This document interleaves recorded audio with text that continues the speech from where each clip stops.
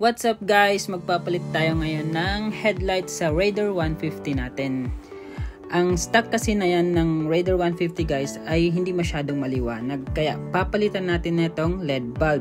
Mura lang to guys. Nabili ko lang to sa Shopee. And sa mga gusto palang bumili nito guys, ilalagay ko na lang yung link sa description. So una guys ay tatanggalin muna natin to, syempre ang tornilyo. So may dalawang tornilyo sa gilid at isa sa baba. So bali tatlo yung tatanggalin natin guys.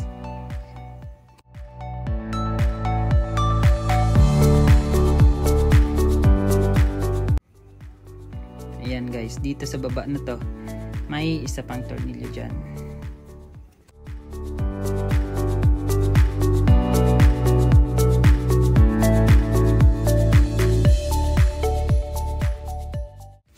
Guys, after natin tanggalin yung mga tornilyo ay ma-open na natin ang headlight.